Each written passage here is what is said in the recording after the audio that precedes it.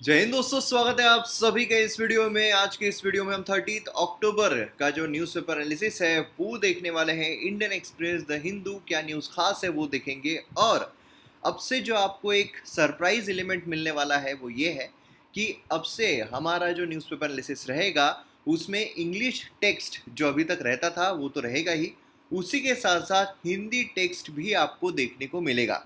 मतलब जो हिंदी मीडियम से प्रिपरेशन कर रहे हैं उनको हिंदी में न्यूज़पेपर जो है वो पढ़ने में दिक्कत होती है, मतलब नहीं मिलता है, इंग्लिश में न्यूज़पेपर पढ़ने में दिक्कत होती है, तो उनके लिए अब यहाँ पर रास्ता काफ़ी आसान हो गया है। अब यहाँ पर आपको हिंदी में भी जो चीज़ें हैं वो एक्सप्लेन्ड की भी देखने को मिलेगी और ये आपको पीडीएफ में भी काफ़ी ज़्यादा फायदा दिलाएगा। तो पीडीएफ के लिए आप टेलीग्राम चैनल पर मयूर मोगरे सर्च करना है, फॉलो करना है, वहाँ पर फॉलो ज़रूर कीजिए, वहाँ से पीडीएफ लेकर आप पढ़ सकते हो। तो हिंदी मीडियम से जो पढ़ रहे हैं उनके लिए भी ज़बरदस्त न्यूज़ जो है वो देखने को मिल रही है। तो वीडियो को शेयर ज़रूर कीजिएगा, चैनल को सब्सक्राइब नहीं किया है तो चैनल को सब्सक्राइब ज़रूर कीजिएगा, क्योंकि करंट अफेयर्स का भंडार आपके सामने आ रहा है। तो चलिए शुरू करते हैं। सबसे पहले अगर हम देखते हैं एक्सप्लेन्ड सेक्शन, तो एक्सप्लेन्ड सेक्शन में यहाँ पर हमें कर्नाटका गैम्बलिंग लॉ जो है वो देखने को मिलता है। तो ये हम देखेंगे, काफ़ी सारी चीज़ें यहाँ से हमें समझ में आएगी। ये अगर हम देखते हैं तो एग्जाम पर्सपेक्टिव से इंपॉर्टेंट नहीं है। फेसबुक जो है वो मेटा बन चुका है, इसका मतलब होता है आफ्टर, ठीक है, बाद में, बियॉन्ड। तो अब ये उसने नाम चेंज कर दिया है, अब उस पर फालतू न्यूज़ बनाकर या न्यूज़ पढ़कर कोई यूपीएससी जो है क्वेश्चन नहीं पूछ लेगा। देन यहाँ पर क्लाइमेट ऑफ होप, यहाँ पर कॉप 26 जो है वही देखने को मिल रहा है। तो ये हम अच्छे तरीके से बाद में देखेंगे, अभी कोई देखने मतलब नहीं है। ये अगर हम देखते हैं डिजिटल पब्लिक, ये वाला डिजिटल इंपॉर्टेंट है। डिजिटल हम कैसे कर सकते हैं, इसमें 3 चीज़ें बताई गई है जो काफ़ी इंपॉर्टेंट है। देन उसके बाद यहाँ पर जो इलेक्ट्रिक व्हीकल्स है उसके बारे में यहाँ पर बात की जा रही है। इलेक्ट्रिक व्हीकल्स आ रही है। इलेक्ट्रिक व्हीकल्स में जो फ्यूल है उसका इस्तेमाल नहीं किया जाता है, फ्यूल टैंक के बजाय में बैटरी देखने को मिलती है। इससे पर्यावरण जो है काफ़ी अच्छा रहता है।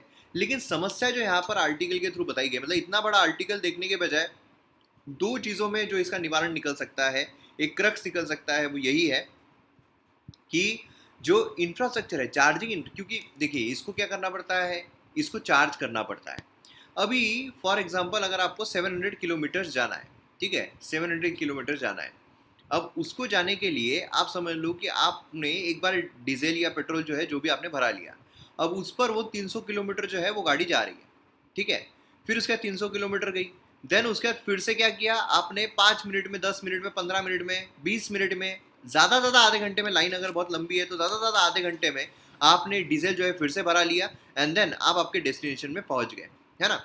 लेकिन अब चार्जिंग जो गाड़ियाँ हैं उसका चार्ज अगर जाता है तो उसके बाद उसको चार्ज करना पड़ेगा, उसमें काफ़ी वक्त जो है वो चला जाएगा। मतलब डीजल भरने भरो और निकलो, यहाँ पर चार्जिंग जो है वो अगर करना है तो काफ़ी वक्त चार्जिंग में लग जाएगा। देन चार्ज होने के बाद फिर वो आगे बढ़ो, है ना। तो ये चीज़ हमें यहाँ पर देखने को मिलती है। दूसरी ये है कि चार्जिंग इंफ्रास्ट्रक्चर, कि भाई चार्ज करेंगे कहाँ पर। अभी हाल ही में बहुत सारी जगहों पर इंफ्रास्ट्रक्चर जो है डेवलप हो रहा है और ये डेवलप हो भी जाएगा। लेकिन एट प्रेजेंट अगर देखा जाए चार्जिंग इंफ्रास्ट्रक्चर जो है, हमें जितने पेट्रोल पंप्स देखने को मिलते हैं उतने हमें चार्जिंग सॉकेट्स देखने को नहीं मिलते हैं। तो ये समस्या जो है यहाँ पर आर्टिकल के थ्रू बताई जा रही है। यहाँ पर ये आर्टिकल इंपॉर्टेंट नहीं है। नीड टू फिक्स, ये जो है इसमें से 2 चीज़ें जो निकल रही है कि भाई मतलब यहाँ पर दिया कैसे जाता है, कि जो भी यहाँ पर समझ लो कि बेल जो देनी है तो किस बेसिस पर दी जाती है, उसके बारे में यहाँ पर बात जो है वो की जा रही है। तो इस पर हम यहाँ पर नज़र डालने की कोशिश करेंगे। चलिए, देन उसके बाद हमारे पास कुछ जो न्यूज़ है वो भी देखने को मिलती है। न्यूज़ काफ़ी इंपॉर्टेंट है, मनरेगा पर न्यूज़ जो है वो इंपॉर्टेंट है, जो फ्रंट पेज पर आती है द हिंदू के। तो ऐसी न्यूज़ जो है वो भी यहाँ पर हम उस पर भी नज़र डालेंगे। सबसे पहले हम यहाँ पर बात कर रहे हैं कर्नाटका गैम्बलिंग लॉ की। अब कर्नाटका गैम्बलिंग लॉ में सबसे पहले अगर हम कॉन्टेक्स्ट देखते हैं तो कॉन्टेक्स्ट हमें क्या देखने को मिलता है, तो यहाँ आ गया आपके लिए हिंदी में भी टेक्स्ट। तो एक एफआईआर जो है रजिस्टर्ड की गई अक्टूबर 7 को, 7 अक्टूबर को एक प्राथमिकी दर्ज जो है वो की गई। यहाँ पर एफआईआर जो है वो यहाँ पर की जाती है। इस अमेंडमेंट के तहत जो क्रिएटर्स हैं online fantasy sports platform dream 11 के, आपने कई बार जो ऐड है वो भी देखी होगी, तो उसके अगेंस्ट में यहाँ पर जो कानून है वो यहाँ पर संशोधन किए गए हैं। क्यों, तो यहाँ पर जो गेमिंग हाउस है ना, अब नए रूल के तहत यहाँ पर नई कार्यवाही जो है वो यहाँ पर की जाएगी, उसको नए यहाँ पर अलग सिनारियो में पेश किया जा रहा है। अब क्या बेसिकली हो रहा है उसके लिए हमें थोड़ा बैकग्राउंड जो है वो समझना ज़रूरी है। अभी देखिए सितंबर 21 को जो कर्नाटका लेजिस्लेचर है उसने एक लेजिस्लेशन पास किया Karnataka police act 1963, Karnataka police अधिनियम 1963 जो है संशोधन यहाँ पर आया। अब इसके तहत सभी फॉर्म ऑफ गैम्बलिंग जो होते हैं, है ना, सभी फॉर्म ऑफ गैम्बलिंग जिसमें ऑनलाइन जो है वो भी अब यहाँ पर इंक्लूड हो गया है, उसको कॉग्निजिबल और नॉन बेलेबल ऑफेंस बनाया गया। मतलब संदेह और गैर जमानती अपराध जो है वो यहाँ पर बना दिया गया। अब ऑनलाइन क्यों आया, वर्चुअल वर्चुअल जो होता है वो क्यों यहाँ पर आया कि भाई गैम्बलिंग जो है इसको अब हम यहाँ पर इसमें इंक्लूड कर रहे हैं, लेकिन उसी के साथ साथ जो वर्चुअली भी अगर गैम्बलिंग कर रहे हो आप तो वो भी अब यहाँ पर कॉग्निजिबल और नॉन बेलेबल ऑफेंस जो है उसमें इंक्लूडेड रहेगा। अब इसी से रिलेटेड एक क्वेश्चन जो है एमसीक्यू जो आपके लिए हाजिर है कि बेटिंग एंड गैम्बलिंग जो है वो कौन से लिस्ट में हमें 7 शेड्यूल के कौन से लिस्ट में हमें देखने को मिलता है। हमारे 7 शेड्यूल में अलग अलग लिस्ट है, यूनियन लिस्ट है, स्टेट लिस्ट है, कॉन्करेंट लिस्ट है। तो अब यहाँ पर कौन से लिस्ट में आता है, तो इसका जवाब जो है वो आपको बेसिकली कमेंट सेक्शन में देना था, लेकिन खैर यहाँ पर इसका जवाब जो है वो स्टेट लिस्ट जो है वो देखने को मिलता है, क्योंकि ऐसा सीधा क्वेश्चन आपको एग्जाम में आ सकता है। यहाँ पर betting, gambling, public order, agriculture, public health, liquor, agriculture, entertainment, ये जो है स्टेट लिस्ट के पार्ट है। तो हमें ये सारे जो है वो राज्य सूची जो है उसके अंदर हमें देखने को मिलते हैं।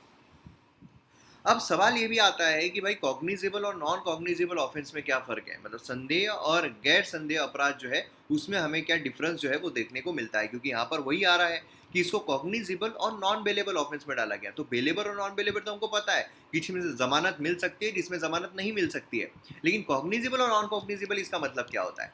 देखिए कॉग्निजेबल ऑफेंस अगर हम देखते हैं तो हमें ये देखने को मिलता है कि काफ़ी सीरियस होते हैं, मतलब प्रकृति में अधिक गंभीर जो अपराध है वो हमें देखने को मिलते हैं, जिसे पुलिस जो है बिना वारंट के भी गिरफ्तार जो है वो कर सकती है। कॉग्निजिबल ऑफेंस अगर होता है तो पुलिस ऑफिसर जो है बिना मजिस्ट्रेट के परमिशन के, नहीं तो क्या होता है कि आपको मजिस्ट्रेट जो है उसकी परमिशन जो है वो लेनी पड़ती है, लेकिन यहाँ पर कोई संदेह अपराध अगर किया जाता है तो पुलिस अधिकारी मजिस्ट्रेट की अनुमति के बिना भी जांच जो है वो कर सकती है। अब इसमें कौन कौन से अपराध आते हैं, इसमें हमें हत्या, बलात्कार, दहेज हत्या, अपहरण, चोरी, ऐसे जो अपराध है वो सभी हमें यहाँ पर देखने को मिलते हैं।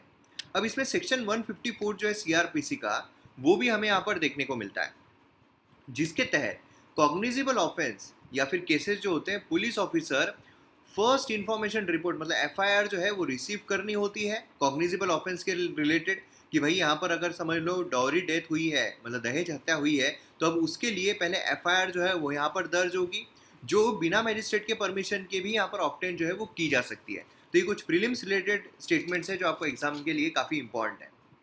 नॉन कॉग्निजिबल ऑफेंस मतलब क्या होते हैं, ये कम संगीन अपराध होते हैं। मतलब इसमें अगर आप देखोगे case in which police officer जो है उनको पास कोई अथॉरिटी नहीं होती है कि वो बिना वारंट के अरेस्ट कर सके, मतलब ऐसे मामलों में एक पुलिस अधिकारी जो है उसको वारंट के बिना गिरफ्तारी का कोई अधिकार नहीं होता है। इसमें हमला, धोखाधड़ी, जालसाजी, मानहानि, ये सारे जो अपराध है वो हमें देखने को मिलते हैं। अब इन्वेस्टिगेशन स्टार्ट करने के लिए काफ़ी इंपॉर्टेंट है कि परमिशन जो है मैजिस्ट्रेट की वो यहाँ पर काफ़ी ज़रूरी होती है, अनिवार्य होती है। अब यहाँ पर लीगल इशू जो अमेंडमेंट्स के द्वारा रेज किए गए हैं, इसमें अगर हम देखते हैं तो game of skill are played for prizes and bets, यहाँ पर कौशल के खेल पुरस्कार या दाव के लिए खेले जाते हैं। ठीक है, तो यहाँ पर हमें देखने को मिलता है कि भाई कि स्किल्स यहाँ पर आ रही है, यहाँ पर स्किल आ रहा है और उसी के साथ साथ हमें जो पूरा प्योर सट्टेबाजी है वो देखने को मिल रही है, कि मतलब उसमें कोई स्किल नहीं आ रही है आपकी। तो ये दो जो फैक्टर है काफ़ी इंपॉर्टेंट है, अभी आपको पता चलेगा क्यों। तो गेमिंग कंपनीज जो उन्होंने आर्ग्यू क्या किया है, गेमिंग कंपनीज ने आर्ग्यू यहाँ पर ये किया, तर्क यहाँ पर ये दिया है कि सुप्रीम कोर्ट ने 1957 में 1957 में सुप्रीम कोर्ट द्वारा निर्धारित कानून के अनुसार कॉम्पिटिटिव गेम्स ऑफ स्किल्स जो होते हैं, जो यहाँ पर स्किल के बलबूते पर हो, और कॉम्पिटिटिव भी अगर होते हैं तो ठीक है, एक जीत रहा है एक हार रहा है, ऐसे जो गेम्स होते हैं ये बिजनेस एक्टिविटीज़ है जो प्रोटेक्ट है हमारे आर्टिकल 19(1)(g) में। हमें सबको पता है जो हमारे संविधान का अनुच्छेद 19 sub clause 1 sub clause g है, उसके तहत हमें कोई भी बिजनेस जो है वो करने का अधिकार है, लेकिन वहाँ पर कुछ रिस्ट्रिक्शन जो है वो भी लगाए गए हैं। यहाँ पर कॉम्पिटिटिव गेम्स जहाँ स्किल का काम आ रहा है वो इसी बिजनेस एक्टिविटी में आते हैं, आर्टिकल 19 के अंडर फंडामेंटल राइट है, ऐसा देखने को मिलता है। रमी, हॉर्स रेसिंग, इनको क्लासिफाई किया गया कोर्ट्स के द्वारा गेम ऑफ स्किल्स, कि भाई ये स्किल के गेम इसमें आ रहे हैं। इससे रमी आप देखोगे ना कि भाई काफ़ी न्यू ऐड आती है उसकी। ये भी आर्ग्यू किया गया है कि यहाँ पर जो स्टेट है उसके पास कोई भी लेजिस्लेटिव कॉम्पिटेंस नहीं है कि वो ऐसे स्किल वाले गेम को प्रोहिबिट कर सके। मतलब कि यहाँ पर राज्यों के पास कोई ऐसा कौशल, कोई ऐसी कॉम्पिटेंस नहीं है कि वो जो स्किल वाले, विधायक क्षमता वाले जो खेल होते हैं उन पर प्रतिबंध लगा सके। सिर्फ गेम ऑफ चांस जो होते हैं वो गैम्बलिंग और बेटिंग में आएंगे, कि प्योरली बाय चांस है कि भाई जीते तो जीते, हारे तो हारे, बाय चांस यहाँ पर हो रहा है। तो ऐसे जो सट्टेबाजी है, जुआबाजी है, वही सिर्फ यहाँ पर खेल को नियंत्रित किया जा सकता है स्टेट्स के द्वारा। तो यहाँ पर अगर आप देखोगे तो इनके द्वारा ये तर्क दिया जा रहा है ऑनलाइन गेम वाले उनके द्वारा कि ये तो स्किल का गेम है, कि भाई आप स्किल के थ्रू अपनी टीम जो है वो चूज कर रहे हो और फिर उसके बाद जीत रहे हो या हार रहे हो ये देखने को मिलता है। तो ये स्किल वाला गेम है ना, ये यहाँ पर तर्क दिया जा रहा है। अब कर्नाटका अगर हम देखते हैं, कर्नाटका इन्होंने क्यों अमेंड किया, उनका ये बोलना है कि भाई देखो यहाँ पर जो स्किल है वो छोड़ो, लेकिन यहाँ पर चांस जो है वो निकल कर आ रहा है। और बहुत सारे लोगों ने यहाँ पर PIL भी दाखिल, याचिका भी दाखिल की थी कि नहीं भाई ये जो है ये गलत है। और यहाँ पर जो पुलिस है, एक बहुत ही बड़ी जो चीज़ यहाँ पर देखने को है, पुलिस जो है ये गैम्बलिंग जो जगह होती है वहाँ पर बिना किसी फॉर्मल रिटर्न ऑर्डर के, मैजिस्ट्रेट के, वहाँ पर छाप नहीं डाल सकती, मतलब रेड जो है वो नहीं कर सकती थी। ठीक है, पुलिस मैजिस्ट्रेट के औपचारिक लिखित आदेश के बिना जुआ घरों पर छापा नहीं मारा जा सकता था। ठीक है, क्योंकि जो गैम्बलिंग है वो एक नॉन कॉग्निजिबल और बेलेबल ऑफेंस था, लेकिन अब इसे चेंज करके कॉग्निजिबल और नॉन बेलेबल ऑफेंस कर दिया गया है, जिसके तहत अब सीधे तरीके से पुलिस जो है वो छापेमारी कर सकती है बिना मजिस्ट्रेट के फॉर्मल रिटर्न परमिशन के भी। तो ये हमें देखने को मिला। इसी के साथ साथ यहाँ पर जो वर्चुअल गेमिंग है उसको भी अब इसके अंडर में डाल दिया गया कि भाई यहाँ पर ना रहेगी लाठी ना मरेगी भैंस, ऐसा यहाँ पर देखने को मिला। अब गैमलिंग जो है ये नया लॉ कौन कौन से लॉज कवर करता है, गैमलिंग कवर करता है, तो इसमें अगर आप देखोगे सभी फॉर्म ऑफ बेटिंग जो होती है बाय चांस अगर है तो वो सभी इसमें जो है वो कवर हो रहे हैं। इसमें हॉर्स रेसिंग और लॉटरिंग जो है वो यहाँ पर एक्सेप्ट, वो इसमें इंक्लूडेड नहीं है। अब देखिए नया लॉ जो है ये अनाउंस करता है मैक्सिमम पनिशमेंट जो ओनर्स है गैमलिंग सेंटर के उनको 1 ईयर to 3 ईयर कर दिया गया है और 1000 से 1 लाख कर दिया गया है। सिमिलरली तमिलनाडु जो उन्होंने भी यहाँ पर लाया था, लेकिन जो यहाँ पर मद्रास हाई कोर्ट है उन्होंने ये वाले लॉ को खारिज कर दिया, स्ट्रक डाउन कर दिया, ये बोलते हुए कि भाई ऑनलाइन गेमिंग फर्म जो है ये इसमें नहीं आती है। लेकिन ऑनलाइन जो गेमिंग है वो यहाँ पर अगर हम कर्नाटका देखते हैं तो यहाँ पर इंक्लूड किया गया है। तो अभी आगे देखना होगा क्या होता है, हमारे एग्जाम पर्सपेक्टिव से जो इंपॉर्टेंट है कॉग्निजिबल नॉन कॉग्निजिबल ऑफेंसेस क्या क्या है, उसी के साथ साथ यहाँ पर कौन सी ये सारी चीज़ें कौन से लिस्ट में आती है और कौन कौन से ऑफेंसेस जो है वो इससे बाहर हमें, मतलब ऐसा आ सकता है नीचे दिखे में से कौन कौन से इसमें नहीं आते हैं, गैम्बलिंग जो है उसमें इंक्लूडेड नहीं है। तो लॉटरी, हॉर्स रेसिंग ये सब उसमें इंक्लूडेड नहीं है, तो ये चीज़ आपको ध्यान में रखना है। देन उसके बाद नेक्स्ट यहाँ पर आता है फॉर ट्रूली डिजिटल पब्लिक। अभी देखिए शॉर्ट अगर देखा जाए तो यहाँ पर डिजिटल होने के लिए हमें क्या करना है ये यहाँ पर बात की जा रही है। मतलब कॉन्टेक्स्ट अगर हम देखते हैं, टेक्नोलॉजी जो है उसको डिज़ाइन की जानी चाहिए with the public in mind. ऐसा नहीं है कि हमने टेक्नोलॉजी जो है वो बना दी लेकिन लोगों को ध्यान में ही नहीं रखा गया। तो इसके तहत डिजिटली हम कैसे डेवलप होंगे या कैसे होना चाहिए, तो क्या किया जा सकता है। सबसे पहली चीज़ यह है कि डिज़ाइन विद सिटीजन्स, है ना। मतलब इसमें क्या है कि उनका जो लोग है उनका सोशो कल्चरल कॉन्टेक्स्ट कैसा है ना। उसी के साथ साथ यहाँ पर रियलिटीज़ जो है कैसे वो रह रहे हैं वो हमें देखना पड़ेगा डिज़ाइन करने से पहले। मतलब वास्तविकताओं को यहाँ पर समझना बहुत ज़रूरी है, तभी जाकर हम यहाँ पर बेहतर तरीके से कर सकते हैं। मतलब पार्टिसिपेटरी मैनर में करना और भी यहाँ पर अच्छा हो जाएगा, लोगों की अगर भागीदारी ली जाए तो और भी अच्छा यहाँ पर हो जाएगा। मतलब ये शिफ्ट रहेगा हमारा bid first and then disseminate. मतलब यहाँ पर अभी हम क्या करते हैं कि पहले बना लेते हैं फिर प्रसार करते हैं, नहीं, पहले देखो, पहले समझो, फिर बनाओ, फिर निर्माण करो। ये यहाँ पर जो है काफ़ी महत्वपूर्ण हो जाता है। दूसरा है कि human interface, trusted human interface जो है उसको हार्नेस करना चाहिए, जिससे कि यहाँ पर जो लोग टेक्नोलॉजी से कंफर्टेबल नहीं है वो भी यहाँ पर इसको सही तरीके से कर सके। इसके लिए हम क्या कर सकते हैं, जो लोकल इंटरमीडिएटरीज है ना, उसी के साथ साथ जो फॉर्मल औपचारिक अनौपचारिक जो समुदाय हैं उनके जो नेता है, नागरिक समाज संगठन जो है उनको शामिल कर सकते हैं, जिससे कि वो भी यहाँ पर क्या करें, अवेयरनेस स्प्रेड करें, उनकी बातें लोग ज़्यादा सुनेंगे। अभी अगर बोला जाए कि भाई आप ऑनलाइन ऐसे ऐसे करो, लोग बोलेंगे हाँ मान लें जमान, हमको नहीं जमता। लेकिन वही अगर बोला जाए कि अगर लोकल कोई इंटरमीडिएटरीज ने बोला तो फिर वो सुन लेंगे, हाँ भाई ऐसा भी कर सकते हैं। तो ये क्या होता है, एक ट्रस्ट लेयर जो है वो प्रोवाइड करता है, विश्वास की परत जो है वो यहाँ पर प्रदान करता है। और तीसरा है यहाँ पर जो एंटिटीज़ है, एंकर एंटिटीज़ है, उनको इंस्टीट्यूशनलाइज करना, उनको साथ में लेकर आना इनोवेशन के बेसिस पर, पॉलिसी मेकिंग के बेसिस पर, रिसर्च के बेसिस पर, जिससे कि हम एक सही सिटीजन सेंट्रिक जो यहाँ पर चीज़ें हैं, रिसर्च है, वो यहाँ पर तैयार कर सके। सब एक साथ आएंगे, लाइक माइंडेड लोग रहेंगे, तो अपने आप जो चीज़ें हैं वो और ज़्यादा बेहतर होती हुई हमें देखने को मिलेगी। तो ये चीज़ हमें टोटल देखने को मिलती है। देन उसके बाद यहाँ पर जो एक एडिटोरियल देखने को मिल रहा है वो है granting of bail for offences under NDPS act. तो इसमें कुछ भी नहीं है, इसमें वही सारे आर्यन खान के जो बेल है उसके बारे में पूरी की पूरी चर्चा की गई है, 25 दिन 26 दिन वो रहा, नहीं हुआ, फलाना हुआ, ढिमकाना हुआ, ये सारी चीज़ें। लेकिन एनडीपीएस एक्ट के तहत अगर आपको लिया जा रहा है तो उसमें जो बेल देने की प्रक्रिया है वो थोड़ी यहाँ पर क्या होती है, डिफरेंट होती है। डिफरेंट मतलब क्या, कि यहाँ पर दो मूलभूत चीज़ें जो है वो देखी जाती है। दो कंडीशन अगर सेटिस्फाइड हो रही है तो यहाँ पर आपको बेल जो है वो दी जाएगी। पहला है कि रीजनेबल ग्राउंड रहना चाहिए कि अक्यूज जो है वो गिल्टी नहीं है ऑफेंस का। मतलब सबसे पहले ये मानना बहुत ज़रूरी है कि जो आरोपी है वो यहाँ पर दोषी नहीं है। अब यहाँ पर रीजनेबल ग्राउंड जो बोला गया है ये कहीं डिफाइन नहीं किया गया, रीजनेबल ग्राउंड मतलब क्या। एक तो दोषी नहीं है ये अगर बोला जा रहा है तो फिर तो उसके ऊपर केस ही नहीं होगा। लेकिन हाँ भाई संशय है, केस हो रहा है, लेकिन रीजनेबल ग्राउंड है कि भाई ये दोषी नहीं है, तो ये चीज़ अगर है तो बेल दी जाएगी। दूसरा है कि वो कोई भी ऑफेंस जो है वो कमिट नहीं करेगा जब वो बेल पर है, मतलब अगर वो बाहर है तो फिर वो कोई भी, मतलब जमानत पर अगर वो बाहर है तो कोई भी अपराध जो है उसकी संभावना नहीं है। ये अगर दो कंडीशन सेटिस्फाइड होती है तो बेल जो है वो दी जाएगी। अब रीजनेबल ग्राउंड, इस पर काफ़ी कंट्रोवर्सी होती है कि भाई रीजनेबल ग्राउंड क्या, ये मजिस्ट्रेट के हाथ में है।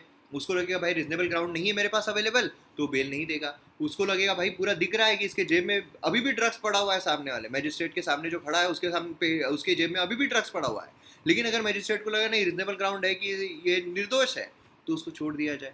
तो मतलब ये क्या हो रहा है, रीजनेबल ग्राउंड डिफाइन नहीं किया गया, तो यहाँ पर जो प्रॉब्लम्स है वो क्रिएट हो जाते हैं।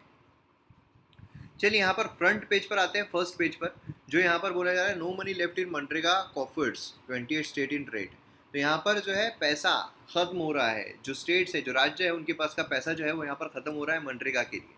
तो यहाँ पर आप देख सकते हो कि बहुत सारे स्टेट जो है वो नेगेटिव में जा रहे हैं। मतलब समझ लो कि अगर उनको 10 रुपये दिए गए थे मनरेगा पर खर्च करने के लिए, ऑलरेडी वो 11-12 रुपये जो है वो खर्च कर चुके हैं मनरेगा स्कीम पर। तो ये हमें यहाँ पर इससे देखने को मिल रहा है। अब सवाल जो हमारे लिए आता है मनरेगा क्या है, इस पर आपको क्वेश्चन एग्जाम में पूछा जा सकता है। तो ये दुनिया की जो गारंटी जो स्कीम होती है, गारंटी प्रोग्राम्स होते हैं, गारंटी कार्यक्रम होते हैं, पूरी दुनिया में सबसे बड़े में से एक है। प्राइमरी ऑब्जेक्टिव क्या है इसका, कि 100 दिन का, है ना, 100 दिनों का रोजगार जो है उसकी गारंटी यहाँ पर दी जाए। अब यहाँ पर रूरल हाउस होल्ड जो होते हैं उनको, जो यहाँ पर पब्लिक रिलेटेड वर्क जो है, अनस्किल्ड मैनुअल वर्क, वो करने के लिए यहाँ पर तैयार हो। इसमें वो लोग नहीं आते हैं जो जॉब ही नहीं करना चाहते हैं, इनमें वो आते हैं जो काम करना चाहते हैं और उनको 100 दिन का कम से कम काम जो है वो दिया जाए। मोस्ट इंपॉर्टेंट पार्ट जो है मनरेगा का वो ये है, लीगली बैक्ड गारंटी है कि भाई अगर कोई इंसान जो है वो अगर काम करना चाह रहा है और अगर उसको, जब उसने डिमांड किया कि मुझे काम करना है, उसके 15 दिन के अंदर अंदर उसको काम नहीं मिलता है तो उसको अनएम्प्लॉयमेंट अलाउंस जो है वो यहाँ पर देना पड़ेगा, बेरोजगारी भत्ता जो है वो यहाँ पर उसको दिया जाना चाहिए। अगर जब उसने डिमांड किया उसके 15 दिन के अंदर अंदर अगर नहीं दिया जा सकता है काम। अब देखिए इसमें चैलेंजेस कई सारे हैं। यहाँ पर इनएडिक्वेट फाइनेंसिंग जो है वो हमें देखने को मिलती है मनरेगा में, जो पेमेंट ऑफ वेजेस है उसका डिले हमें देखने को मिलता है, large number of incomplete work देखने को मिलते हैं, फेक जॉब कार्ड देखने को मिलते हैं, मतलब जिसको एक्चुअल में ज़रूरत है मनरेगा से काम की उसको काम नहीं मिल रहा है, जिसको ज़रूरत नहीं है उसके लोग जो है भिड़े हुए हैं कि भाई 100 रुपये अगर मिल रहे हैं तो 50 तू रख, 50 मुझे दे, मैं तेरे को काम देता हूँ मनरेगा में। तो ऐसी चीज़ें जो है वो यहाँ पर होती हुई हमें देखने को मिल रही है। अब यहाँ पर जो मुद्दा है वो सप्लीमेंट ग्रांट का भी निकल कर आ रहा है कि वह सप्लीमेंट ग्रांट जो है वो यहाँ पर दी जाए, क्योंकि बहुत सारे स्टेट जो है उनका यहाँ पर ख़त्म हो गया। अब सप्लीमेंट्री ग्रांट क्या होती है भाई, हमने देखा हुआ है हमारे लेक्चर्स में कि ग्रांट जो है वेरियस प्रकार की होती है। पॉलिटी के जो लेक्चर्स है हमारे एम अकेडमी ऐप है ना, एम अकेडमी ऐप के बारे में नहीं बताया, एम अकेडमी ऐप आप डाउनलोड कीजिए, आपको जो लिंक है डिस्क्रिप्शन कमेंट सेक्शन से मिल जाएगी। वहाँ पर आपको वेरियस कोर्सेज जो है वो देखने को मिलते हैं, इंडियन पॉलिटी बोलिए, इकोनॉमी बोलिए, गवर्नेंस बोलिए, एनवायरमेंट बोलिए, डिजास्टर मैनेजमेंट बोलिए, इंटरनल सिक्योरिटी बोलिए, मॉडर्न हिस्ट्री बोलिए, एंशियंट हिस्ट्री बोलिए, मेडिवल हिस्ट्री बोलिए। ज़बरदस्त तरीके से कोर्सेस आपको देखने को मिलेंगे जो आपको एग्जाम में काफ़ी ज़्यादा फायदा दिला सकते हैं। काफ़ी कॉम्प्रिहेंसिव डिटेल कोर्स है, काफ़ी अच्छे तरीके से समझाए गए हैं।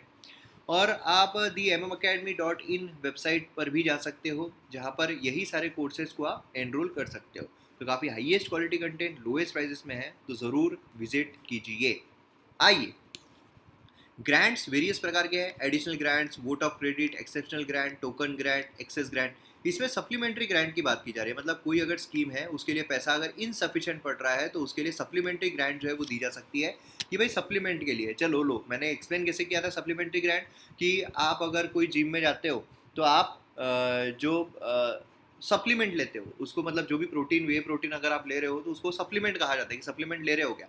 सप्लीमेंट मतलब क्या, कि भाई आप नॉर्मल खाना खा रहे हो लेकिन नॉर्मल खाना खाने में आपको उतना प्रोटीन नहीं मिल पा रहा है, तो जो इनसफिशियंट प्रोटीन है जो आपके बॉडी को ज़रूरत है, उसकी जो इनसफिशियंसी जा रही है नॉर्मल खाने से, तो सप्लीमेंट के जरिए आप पूरी कर लो।